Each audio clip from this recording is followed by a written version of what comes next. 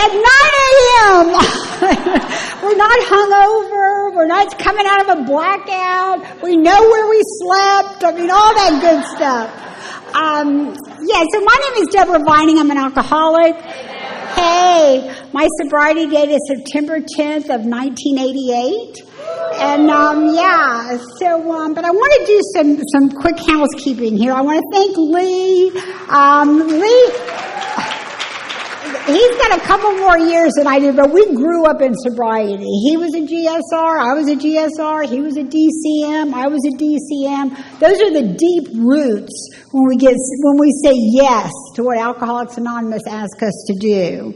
And of course the committee, Tammy, last night, phenomenal. Make sure you get the thumb drive, the CDs, because it was a phenomenal. And April and Dylan and Steve and I grew up together in the rooms because it doesn't matter our chronological age. We're growing or we're going. And phenomenal. And I can't wait to hear Diane and Nancy and Georgia and Maury and Lisa. We're just got such a great lineup. And so I'm just so grateful to be here.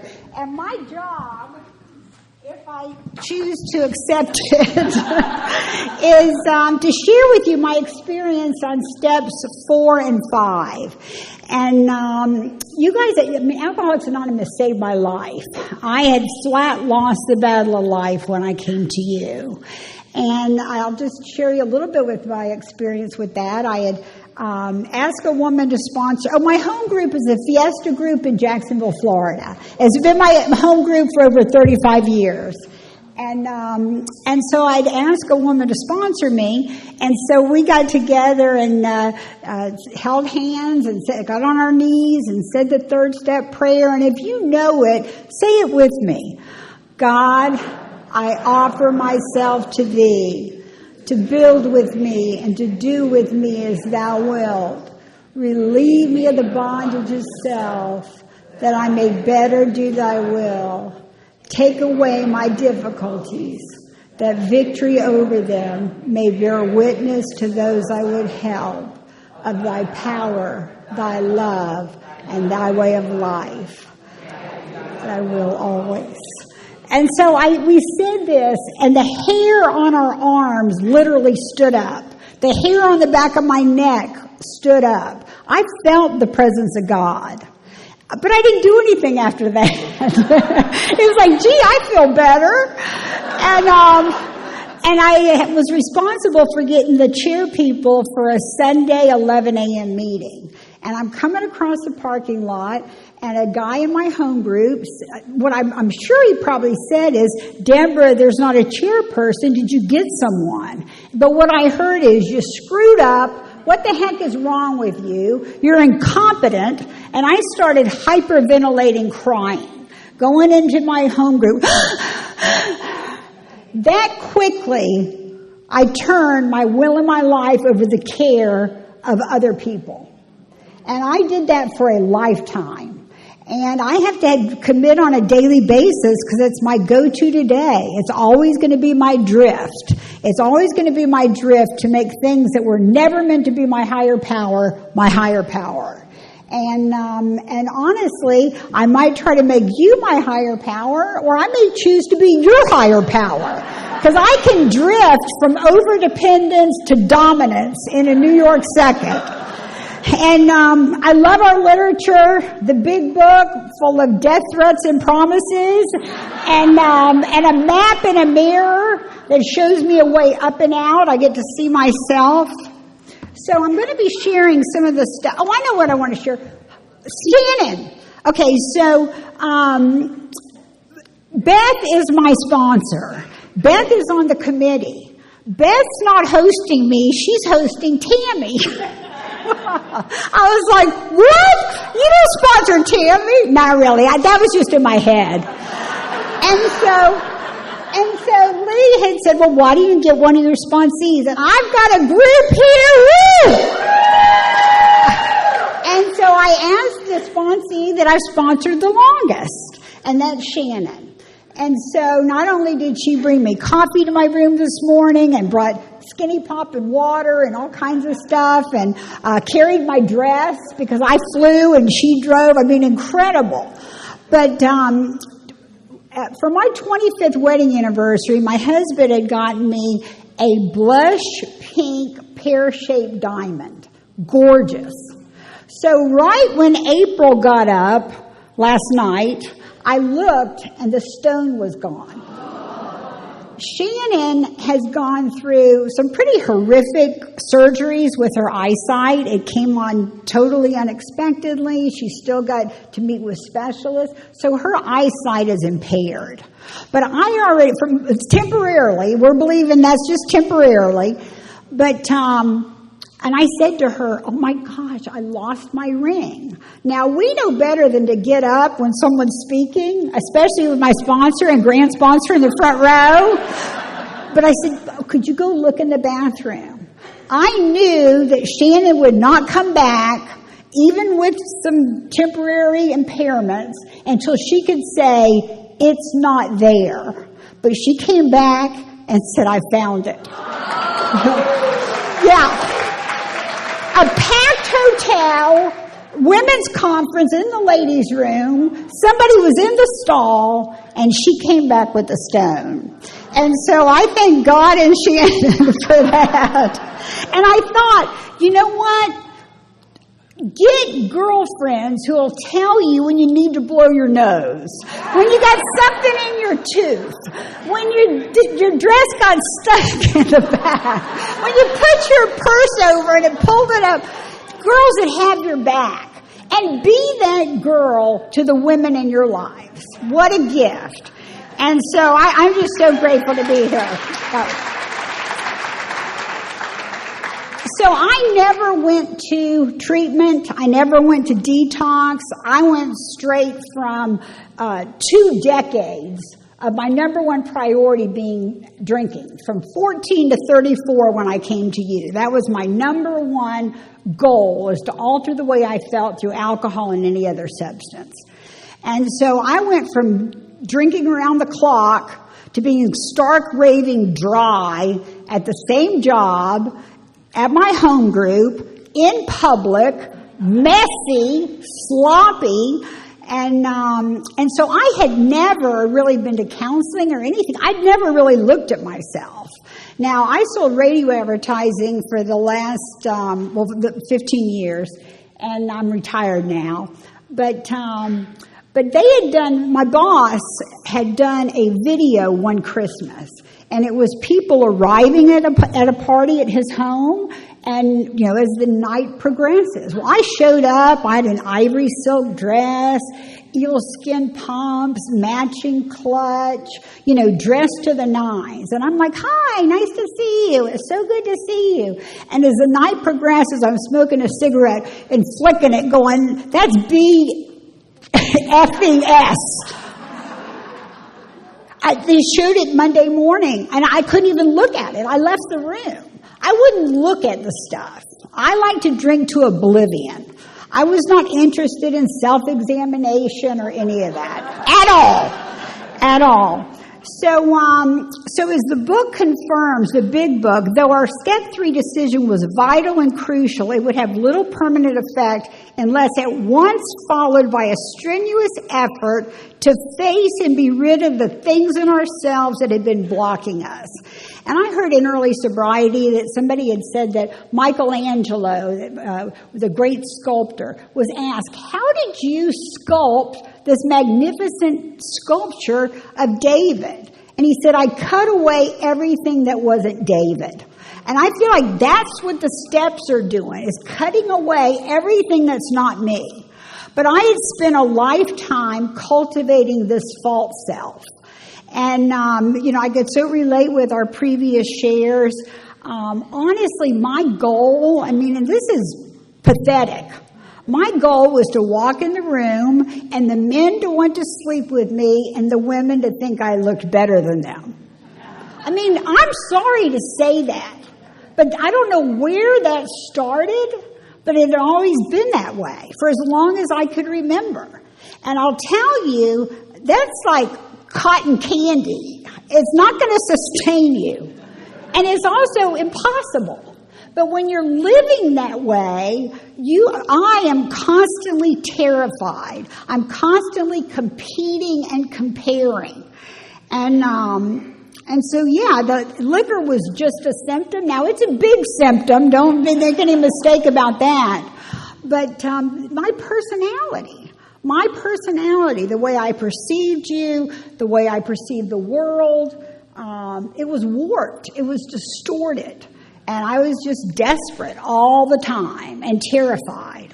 And so the beauty of the steps is that we do get to, somebody had told a story. If you think about a horror movie where everybody's escaped the serial murderer and they're in the house and they've locked all the doors and they've put down all the windows and then the phone rings and she answers the phone and she goes, "He's in the house."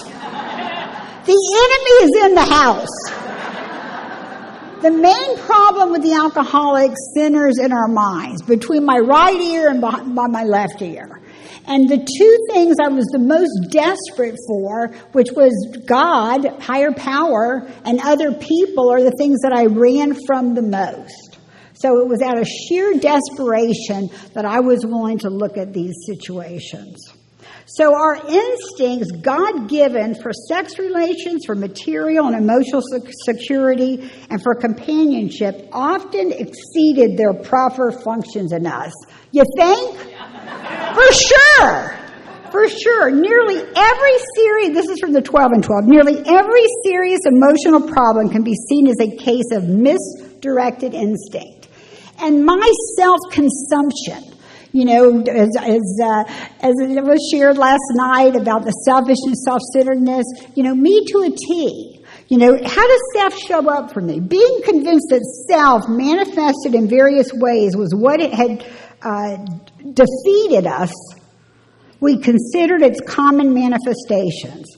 Self-justification, self-righteous, I'm better than. I can't work the steps of Alcoholics Anonymous and have my eye on my higher power and look down on his kids. We've never looked in the eye of anyone who doesn't matter to God. And yet I would have this self-righteousness, this self-centeredness, so easily offended. You hurt my feelings. As Clancy would always say, you got to treat me better for me to feel equal. Self-pity. I feel so sorry for myself. Poor me. My mom got sick when I was 12, and she passed away when I was 14. And my dad was a hard drinker and a workaholic. And so, while it's a different type of neglect, but nonetheless, they weren't there. These things happened to me. My first ex-husband, my second ex-husband, the thousands of horrible relationships I was in. And feel sorry for myself. Self-interested, where I'm so self-consumed I can't see past the end of my nose. And I'm talking to somebody and I have to pray to maintain eye contact. Because I am so uninterested in what you're saying. I'm thinking about me. Me. Oh, self-important. Oh, my gosh. Well, I am so much busier than you. That's the first thing you should know. In 97, so I was 9 years sober. I got sober in 88. I'm not good at math, whatever it is. But my husband, who's in the program, we met in AA. He had 12 years. I had 12 seconds. Crazy town. And we'll have been married 35 years this year by the grace of God. But he was homeless. He was living under a tree in Santa Barbara when he got sober. And I've been through the mill, let there be no mistake. So we had an opportunity to build our dream home, answered prayer. And so I had, we'd hired a contractor, we're doing the deal, and early on, the contractor went belly up and misappropriated a bunch of money. Now, I'm an alcoholic party girl. I'm a radio salesperson. I don't know how to build a house. But we hired the foreman on the job, and we started, building the house. And things are going amazing. And I am on my knees every morning. The 3rd step prayer, the 7th step prayer, St. Francis prayer, Serenity prayer, Lord's prayer, relieve me from the bondage of self. And things are going great. I'm getting up, suiting up, showing up. I'm doing it afraid. And one time, and then I'm on the phone with my sponsor, and I said, this subcontractor is incompetent, and these people are behind schedule, and they're a bunch of idiots. And there was a long pause, and she said, Deborah, I think you're suffering from self-importance. I thought, I need to get a sponsor who knows how to build a house. That's in sobriety. I get so diluted and so self-consumed. And I'm not on a sabbatical from AA. I'm doing the deal. I'm smack dab. And that grandiosity, that alcoholic ego. And, my sponsor today, I've always wanted sponsors that were not going to be a Hallmark card. I am the girl that will torch my house. I am the girl who will lob a grenade into my life. I need someone who's more interested in telling me the truth than worrying about hurting my feelings. So here she was willing to say clearly I was suffering from self-importance, and my response is I need to change sponsors. So, self-reliant instead of God-reliant, self-sufficient instead of God-sufficient, self-conscious rather than God-conscious, self-conscious. How do I look? Do I look as good as I used to look? Do I look better than her? It's like, shut up! Shut up, shut up, shut up. When I'm self-conscious, I am such high maintenance. And most of this stuff happens in my mind. I don't normally speak it out, but that's what's happening here without you and the steps of Alcoholics Anonymous and the God of my understanding. Self-deluded, self-obsessed, self-seeking, self-will run riot. So it tells us that resentments are the number one offender, that they destroy more alcoholics than anything else.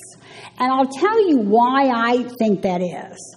I definitely have an allergy to alcohol. I had my first drink at 14. I drank alcoholically. I drank to blackout. I got sick. I got in trouble. And that was the way I drank for the next 2 decades.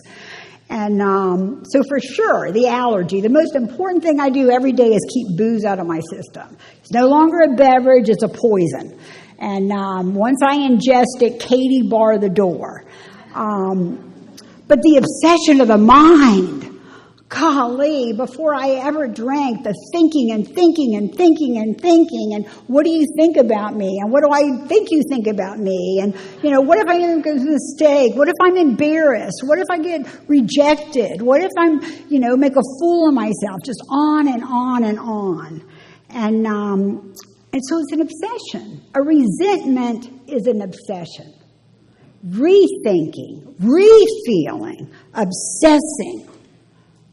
And what happens is, as an alcoholic, I get a mental obsession, a resentment.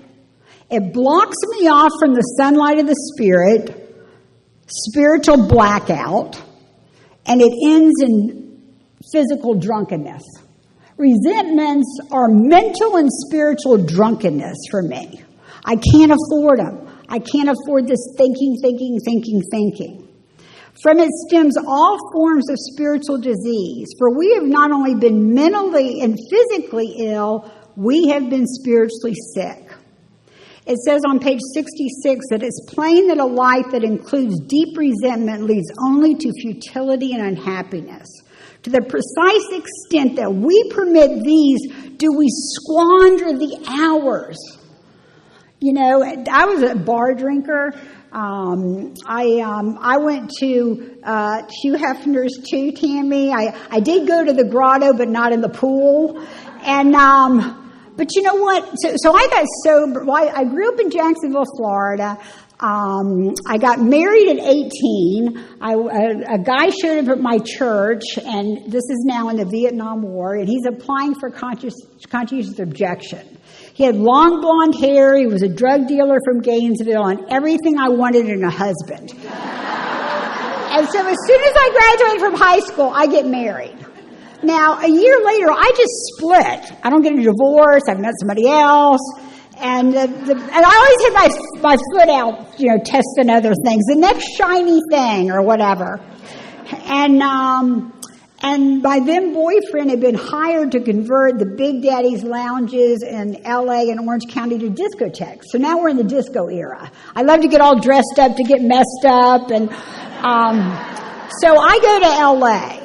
Now I feel like I have arrived. So now I kick this guy to the curb, and I meet this other guy on the beach, and his last name was Con, and he was a con artist. In my grandiosity, I thought I was a big fish in a little pond in Florida. I've accomplished nothing. I've gotten married and I've left, and yet, that delusion. But I got to LA, and man, they ate my lunch. It's a miracle I even survived. I think about situation after situation after situation, and being a woman who treats your alcoholism with alcohol is horrific anywhere. But in LA, man, it is like the predator capital of the world. And it got very, very dark. I remember one time I came to and I had a cut all the way through above the top of my lip. And it's like, oh my gosh, it was all the way through. What happened? And there was a broken plate in the kitchen, and I thought, well, maybe I went face down on that plate. And then I thought, well, maybe I had like some weird seizure and bit up there. And then I thought, maybe my then boyfriend punched me in the mouth. None of those options terrified me because the alcoholic life had become the normal life. And then I got married again at 28. Now, there was a time I was drinking on Rodeo Drive, at Pips, at, the whole Sparkle and Scene or whatever, even though I'm a blackout drunk, but the outside is a lot better looking. But towards the end of my drinking, I like the honky-tonk juke joints. It had to get darker and darker for me to be the queen bee. And so then that's where I was when I got married again at 28. Now, and I'm going to do a fourth and fifth step with you about my second ex-husband. But I'm not doing it right yet. Just sit tight. But it was just that the hours I spent after that marriage failed, sitting at the bar, rethinking, reliving what he did, how he did this. When it says the hours squandered, that resonates with me. We found that it is fatal, for when harboring such feelings, we shut ourselves off from the sunlight of the Spirit, the insanity of alcohol returns and we drink again. And for us to drink is to die. So mental obsession, resentments, spiritual blackout, cut off from my higher power, ends in physical drunkenness. And there's prayers through all these steps. And I know I refer to this as the resentment prayer on page 67. I know some people call it the sick man prayer. I can't really afford to do that because I think you're the sick people anyway. It's not me. So I was like, resentment prayer. But it tells us we ask God to help show them the same tolerance, pity, and patience that we would cheerfully grant a sick friend. When a person offended, we said to ourselves, this is a sick man. How can I be helpful to him? God, save me from being angry. Thy will be done. And just, the awareness that I desperately need your help. And the help of a higher power and a practical program of action, it's the only way for me to escape the obsession of the mind. So I did it exactly like in the big book. It's got a wonderful template. That's how I do my 10 steps. I'm big on handwritten inventories. I'll tell my sponsees, handwrite it, send me a screenshot. They had typewriters in the big book. It doesn't say type, and so I'm not trying to be all crazy here, but there's something spiritual about pen and paper. And I need tangible surrenders. I mean, it took me so long to surrender, and I can get unsurrendered so quickly. I need to be an inventory writing machine. And so I listed my resentments. I listed the cause. I listed what it affects. I listed my faults and my mistakes and my wrongs. I listed my fear list, and I did my sex inventory. So there's kind of 6 things that we do, or that I did. And so the first 2 columns you've already heard I was fabulous at. We are so good at that. I mean, I could do that for hours, actually. But I never looked, and I even looked to a degree on what it affected, but I never looked at how I put myself in a position to be heard, how I set the ball rolling. That, if you have to change for me to be okay, I'm screwed. And here I have an opportunity, miraculously, to be undisturbed even when you're awful. And so it tells us on page 67 for the 4th column, putting out of our minds the wrongs others had done, and I feel like I have to do this, we resolutely look to our own mistakes. Where had we been selfish, dishonest, self-seeking, and frightened? Though a situation had not been entirely our fault, we tried to disregard the other person involved entirely. Where were we to blame? The inventory was ours, not the other man's. When we saw our faults, we listed them. We placed them before us in black and white. And it tells us the blame game is over. I got to take me out of blame, and it's blah, blah, blah, blah, blah. And so, there were crappy things that were done to me, but I'm looking at the things that I've done to put myself in a position to be heard. So, my second ex-husband. Okay, so you heard the progression of my alcoholism. So I'm selling radio advertising, and he's a client. They don't really like you to date clients, which honestly, dating was really a euphemism. And so we go out. I spend the night with him. He spends the night with me at my parents' place. I've survived L.A. by the grace of God. I'd moved to Pittsburgh. I got my act together enough. I laid down all the other substances, so I felt like I could go back to Jacksonville. My dad has no idea how I'm living. And I just known some people that sold radio advertising. They had a big expense account, very little accountability, my kind of job. And so I come back, I've gotten my DUI, and I'm staying at my parents' condo at the beach. And so really I was homeless. And which if you don't have a home group, you're homeless too. So, so we spend the night. He's taking me home, or to a car, I don't even remember all the specifics, and he stops and calls his wife. Now, he had said that they were separated or she didn't understand him. That translated to available to me. But now I know he had to call his wife. Well, I continued to be with him until he left her and married me. If they'll do it with you, they'll do it to you. And so when I say this, I am going to say a little bit about him because it needs to be said. But the point I want to make is my faults and my mistakes, the patterns, the cycle of self-destruction where I'm mega insecure, so I'm promiscuous to be secure, and I'm more insecure than when I started, over and over and over again. So I'm resentful of my ex-husband, the cause. He would look me straight in the face and lie. He was a serial adulterer. Well, I knew that.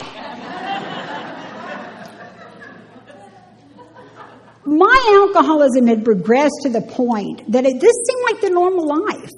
I mean, I'm sure he was sleeping with all the women at his office, but even, and just because I'm paranoid doesn't mean these things didn't happen. But I go to the office and I would know people know things I don't know. There's things going on, and he would continue to deny it, and I refused to see what I see and hear what I hear. If we were at a restaurant and I got up and went to the ladies' room, I'd come back and there'd be something different with he and the server. I don't know if he got a phone number. I don't know if that's why he brought me there. I could never get my footing. I mean, I'm out of my mind drinking and doing voluminous amounts of cocaine, but I'm in this situation. I just can't get my footing. I don't know the real from the false. He beat me repeatedly. He beat all of his previous wives. I was number 4, and there was 2 after me that's still going on. Hanks of hair pulled out, black eyes, lips bruised. I really thought I was going to die. I really believed I was going to be killed. And night after night, I would be drinking and waiting for him to come home and fantasize shooting him. I'd have a gun under the couch. I'd be in the couch, and I would visualize as soon as the door opens, I'm going to shoot his ass. And then I thought, if I'm not quick, he will beat me to a pulp. But I equally believed that I thought people would really understand. I mean, how could you not? But I didn't leave. I do believe he murdered people. I don't know it for sure. I know he beat people with golf clubs, and he ran over people, and he crashed into people with his car. He allegedly burnt down an establishment. This is the person that I am obsessed with being with. I am obsessed with being with. And we would, separate periodically. Then he'd stalk me, and I'd stalk him, and just all the obsessions. When I left, he reported me for grand auto theft. I had a car when we got married. He traded in, put the car in the company name, reported me for grand auto theft. I got to a place, he would break in, break glass. He terrorized my little Yorkie. It was, and I've always had dogs. They're like my babies. Oh my gosh.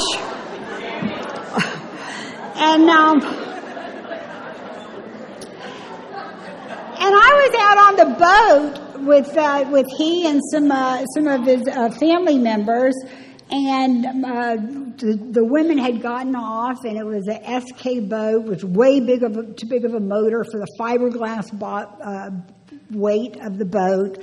And he takes off and hits a wake. It flips up.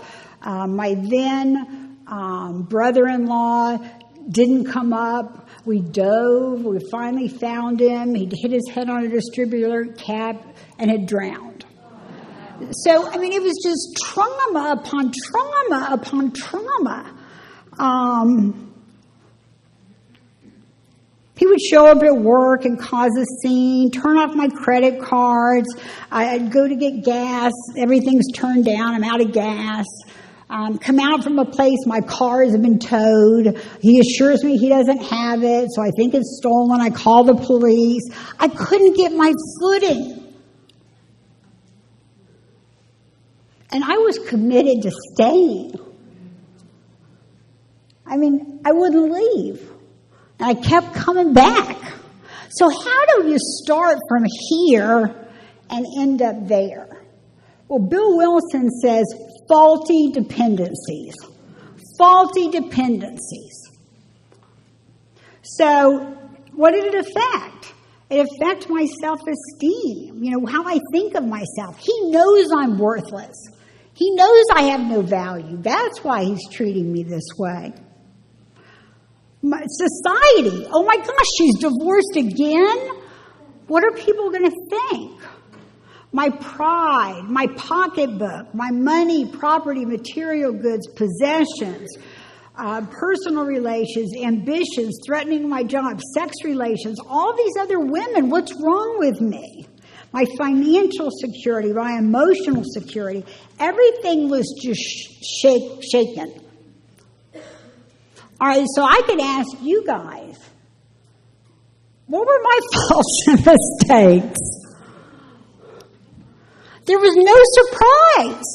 There wasn't any new information. And yet there I was. Of myself untreated, I'm a heat-seeking missile to the biggest narcissistic sociopath in the room. It's just a gift.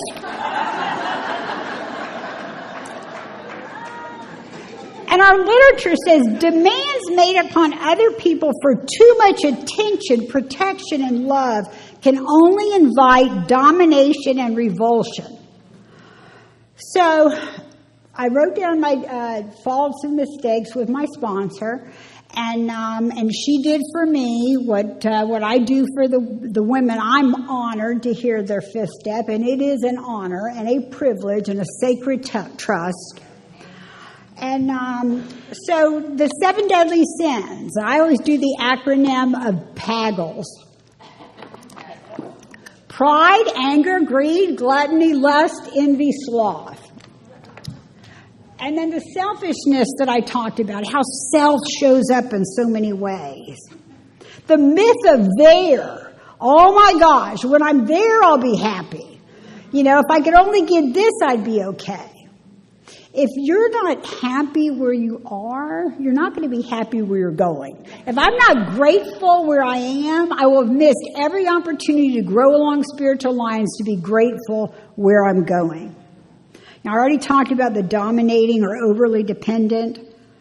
I can't wait to hear our Al-Anon speaker. You know, the tendency I would have to justify, argue, defend, and explain. You know, I'd be so defensive. And I have to really, you know, when you ask a woman to sponsor you, try not to be defensive. I mean, if every time my sponsor is telling me what she sees, what she observes, what her concerns are, and I want to deflect and deny and be defensive, eventually she's going to stop doing that. You know, I remembered I was telling my sponsor about my husband, okay, so we get married. I'm 15 months sober. It's crazy town. He's not wearing his wedding ring. I don't know what he's doing. My sponsor said, you made a commitment in sobriety. You're going to bloom where you planted. You're going to run is not an option. Marriage is a sacrament, and you will grow up with this blankety blank or 100 just like him. And I knew that was true. But so I'm telling her about, you know, what Steve's doing, what Steve's not doing. And she's trying to point to me. Well, I don't want to talk about me.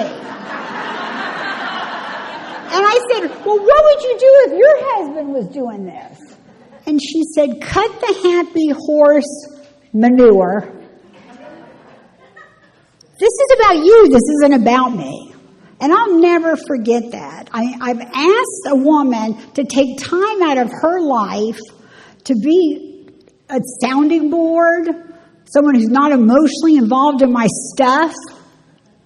And the minute she wants to speak truth, I want to deny it and deflect it and cop an attitude and turn it around.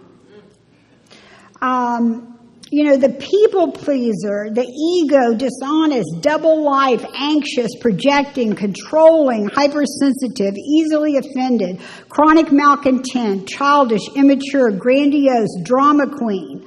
I remember I said to my sponsor, I think I'm just too loyal.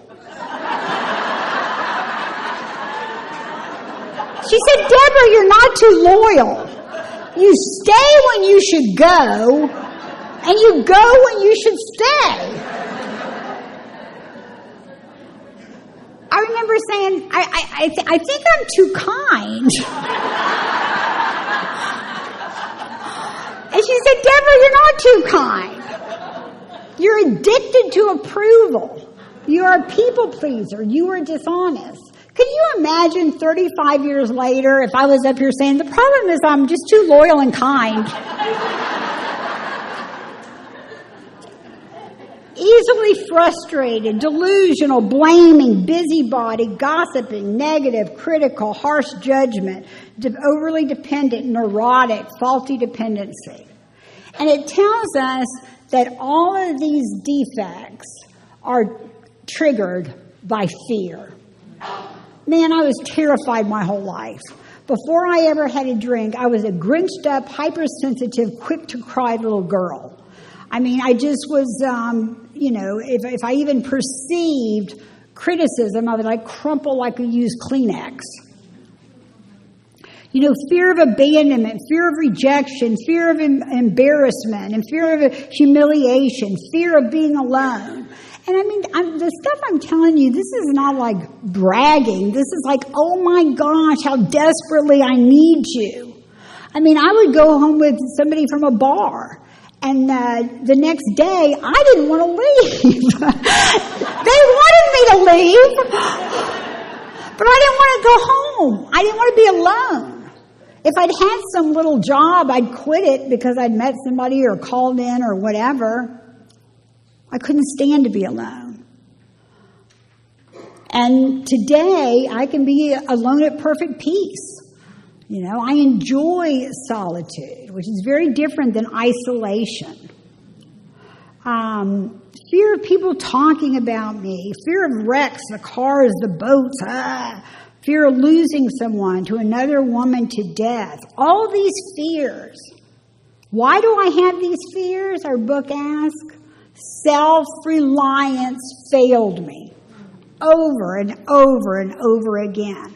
And one of the things I realized about fear of abandonment and fear of rejection, we will be abandoned and rejected. We will be embarrassed. We're going to zig when we should have zagged. Growing up in public is messy. Mascara down my face, stubbed toes. But we do it afraid.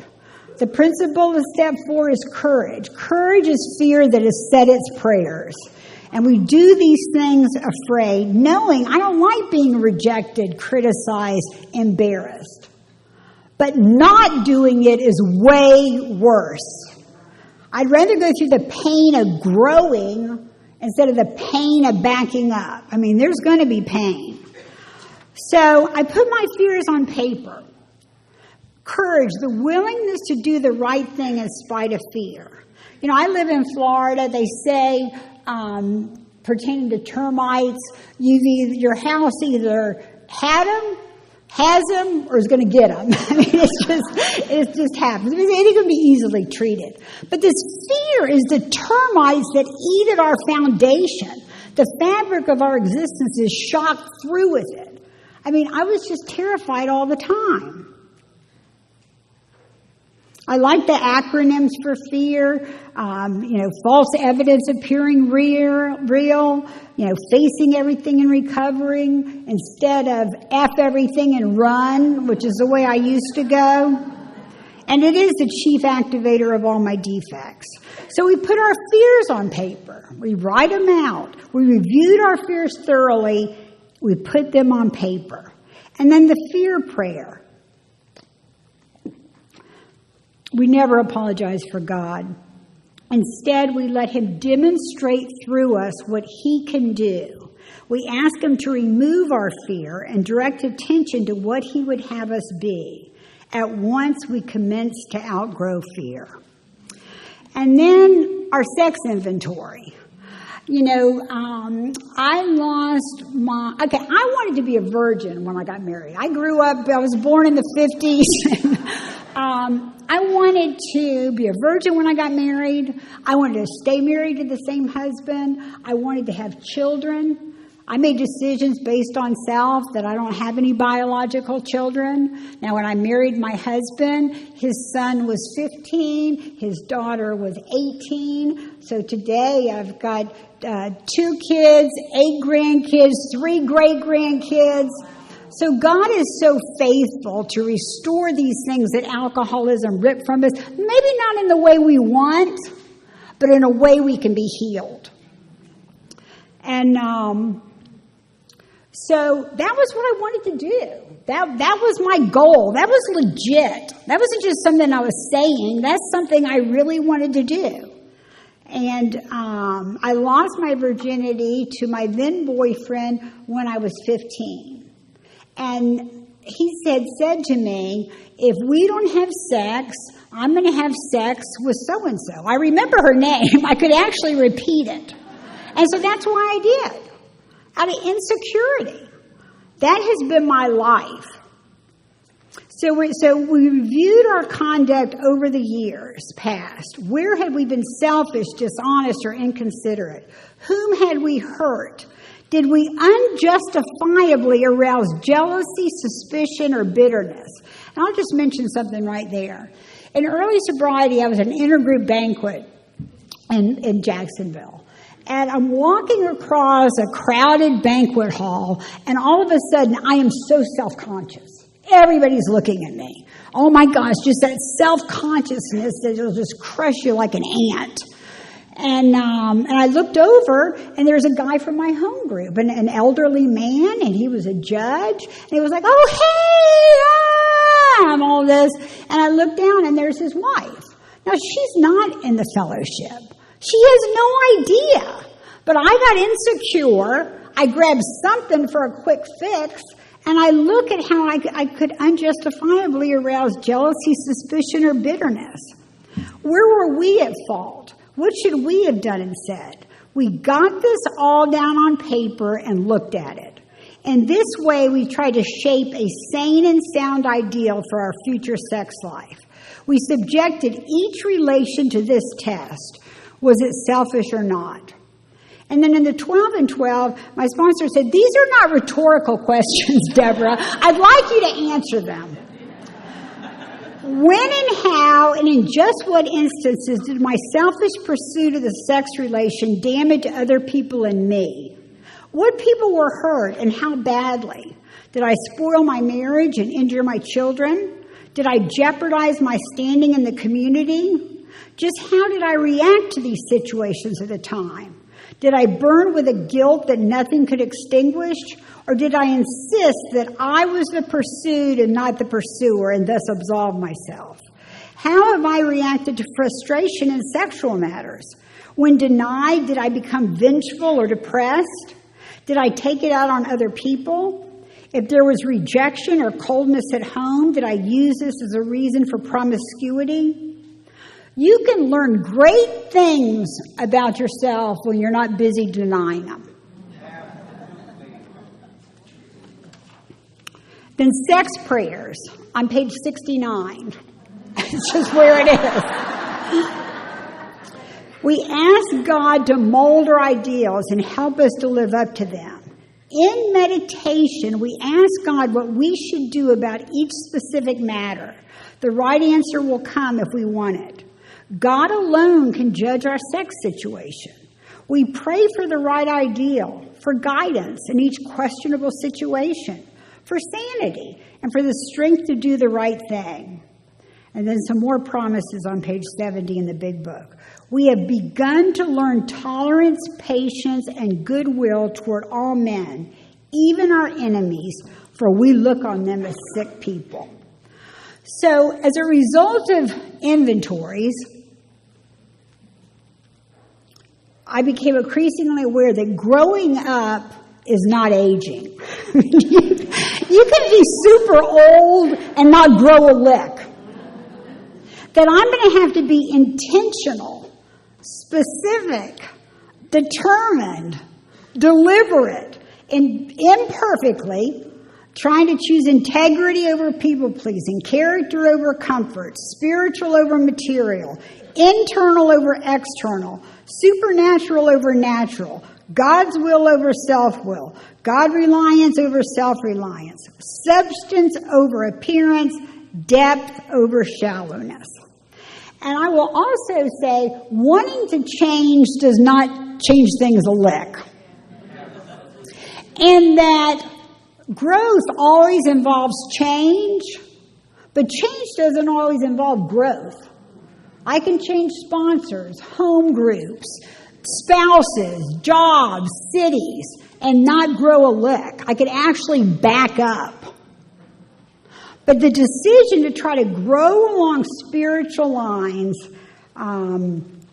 is a result of the humility that our 12 and 12 talks about, a clear recognition of who and what I am, followed by a sincere attempt to be what I can be. So when I was a little girl, my next door neighbors had gotten a tent. They were going camping, an expensive tent.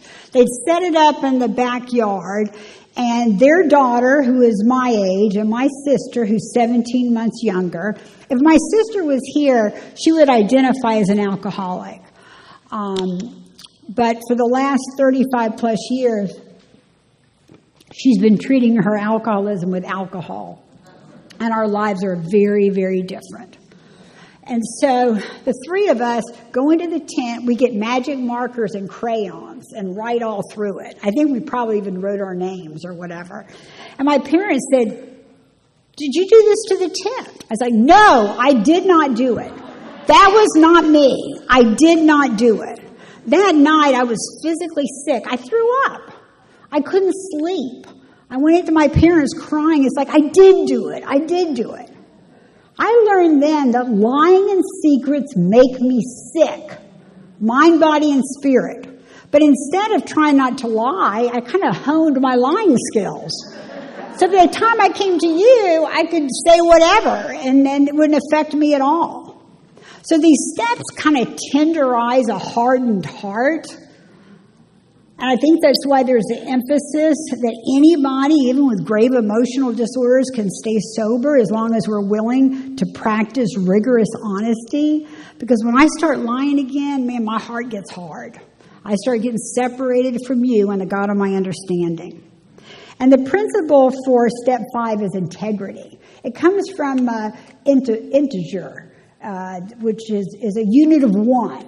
So instead of having all these lives out here, being this way here and this way here, it kind of brings it all in.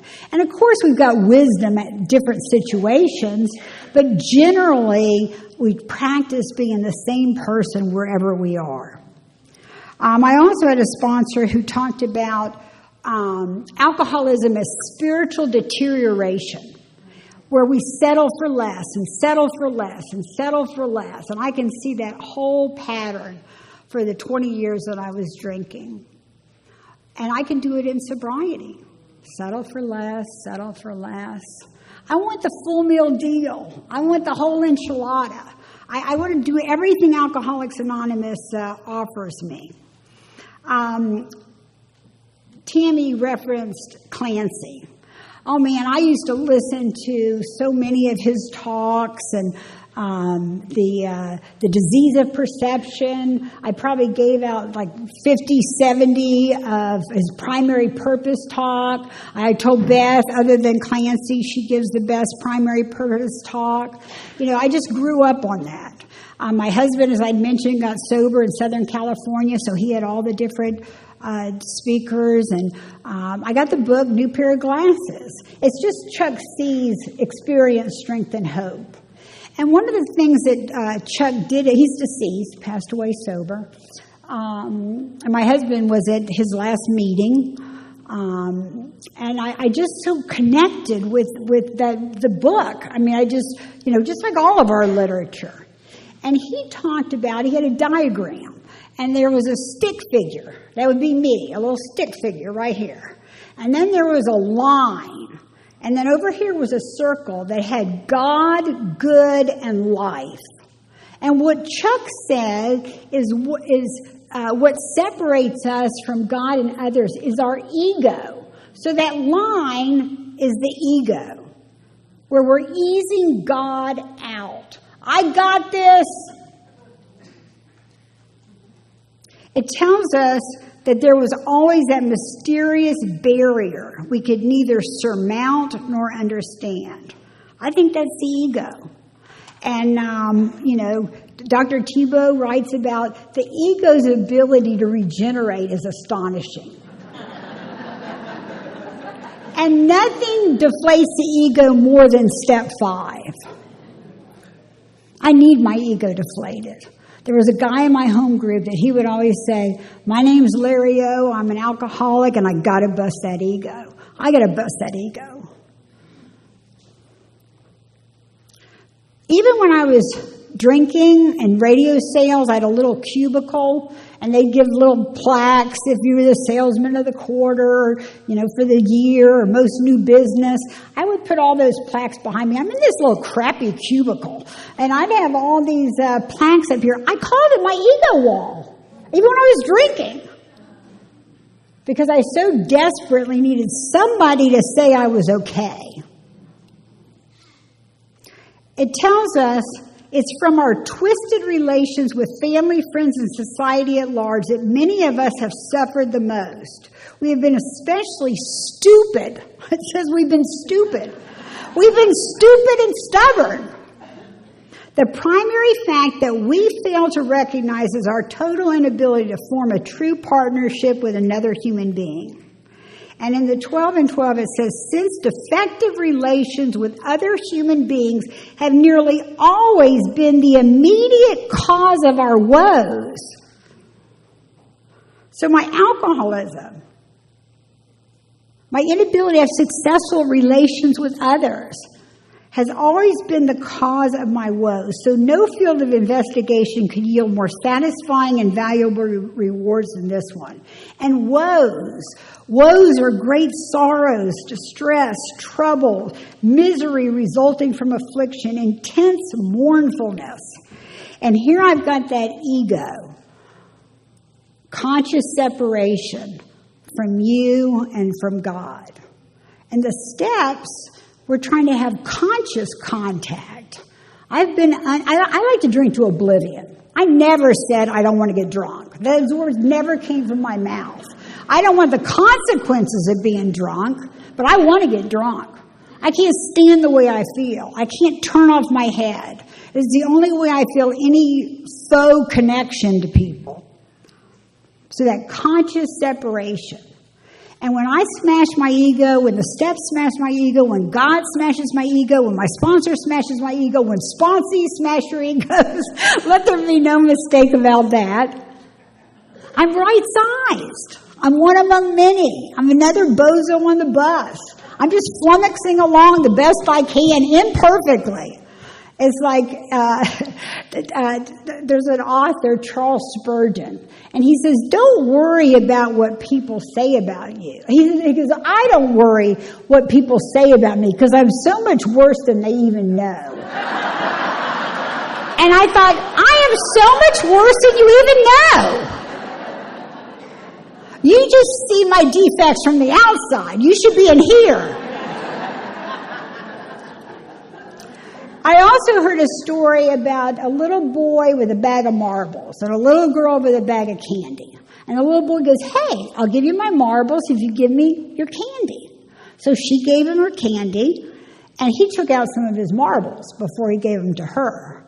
And that night he couldn't sleep because he thought, I bet she didn't give me all of my candy.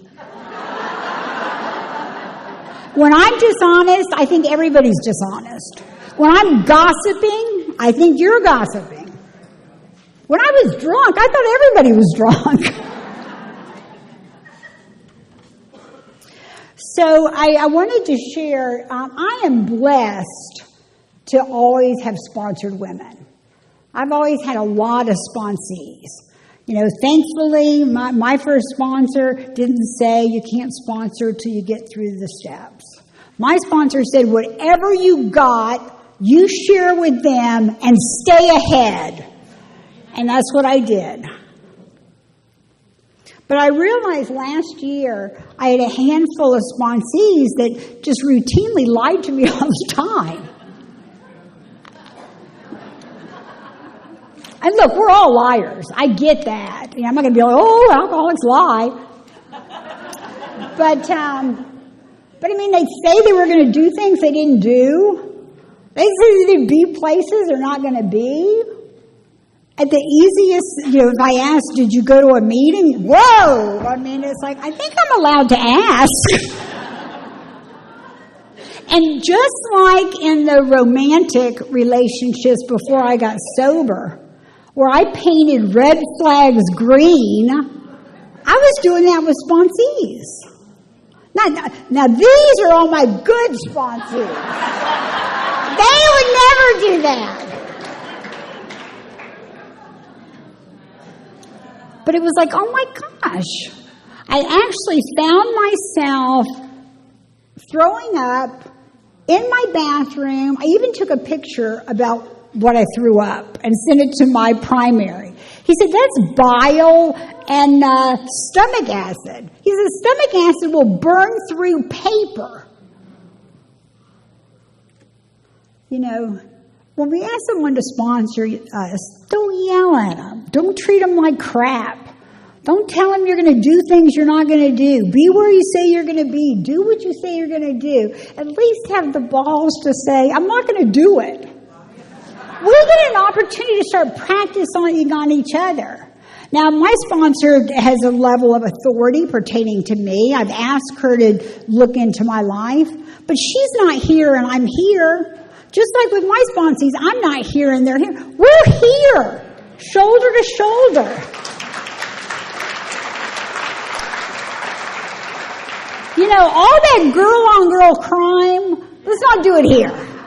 Let's not do it here.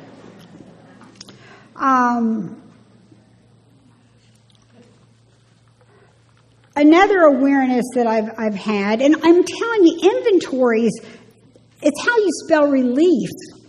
It's not a bummer. It's not a penance. It's like I can do it on a napkin. I'm resentful at the cause, what it affects, my faults and my mistakes. Call my sponsor. Expose it to the sunlight of the Spirit. Shake it off. We'll be here at about 6 and 7, and we'll try to practice the opposite. You know, I learned I don't have to run others' race. I have to run my race. I don't have to compare myself to you because I'm not you. That my ego is insatiable and exhausting. You can't compliment me enough. You can't atta-girl me enough. You can't love me enough. It's insatiable. It's got to be smashed. My ego is not my amigo.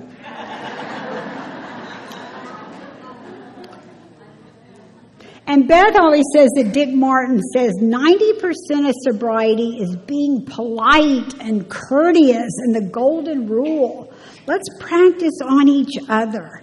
Your sponsor is not a robot.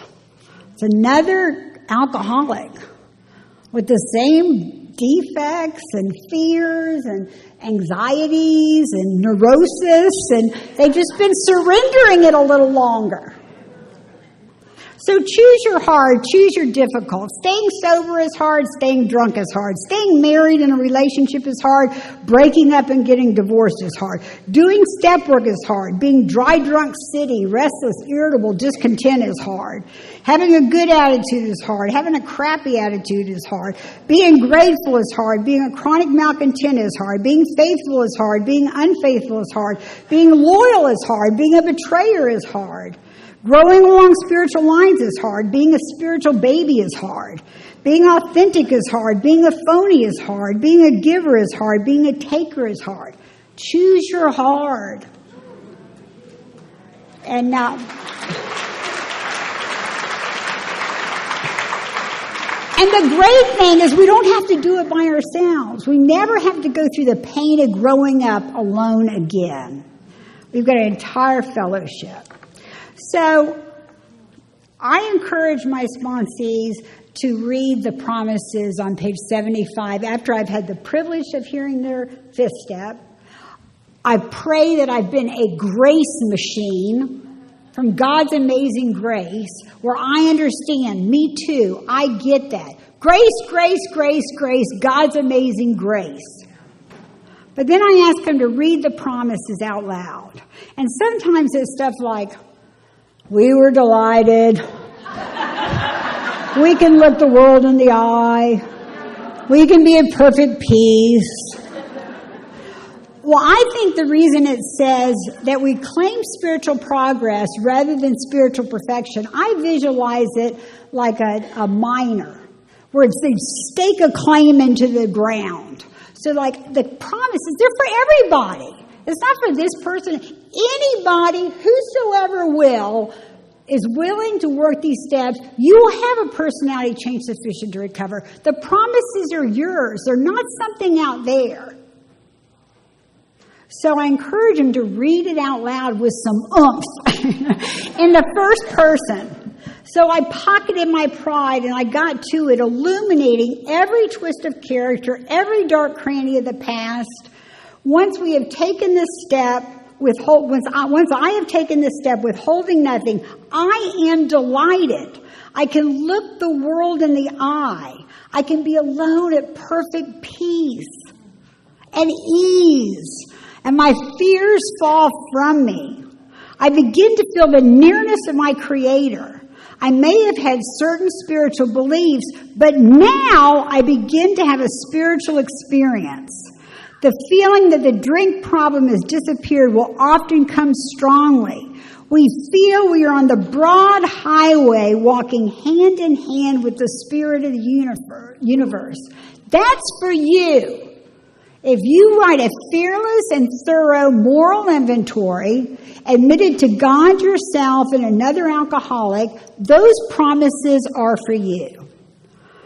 Then returning home, we find a place where we can be quiet for an hour. Now, after my sponsee does that, I ask the questions on the paragraph pertaining to step 6. We get on our knees. We do the 7-step prayer. They got the beginning of their 8th step, which we're going to redouble the efforts. That's how it was done for me. That's how. And if that's not how you do it, that's fine. But that's how my sponsor had me do it. That's how I encourage gals to do it. And I think it runs pretty closely with our book for sure. Returning home, we find a place where we can be quiet for an hour. Carefully reviewing what we have done, we thank God from the bottom of our heart that we know Him better. Taking this book down from the shelf, we turn to the page which contains the 12 steps. Carefully reading the first 5 proposals, we are building an arch through which we shall walk a free man at last. Is our work solid so far? Are the stones properly in place? Have we skimped on the cement? Have we tried to make mortar without sand? You know, our literature talks about God. I talk about God. But my relationship with God and my higher power has continued to grow.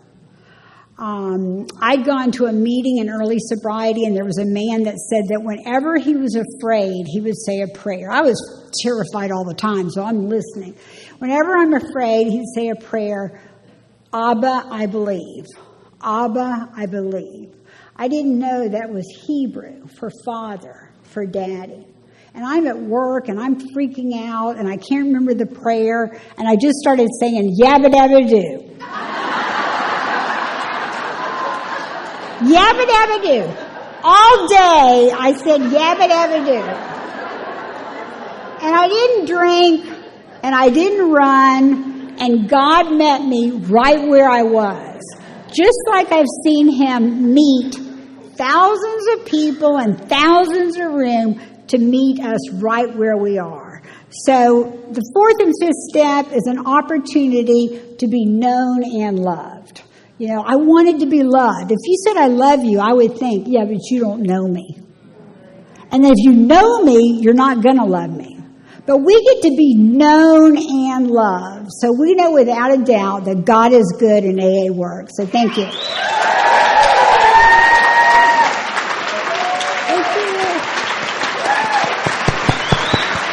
Thank you. Thank you so much. Praise you, praise you, praise you.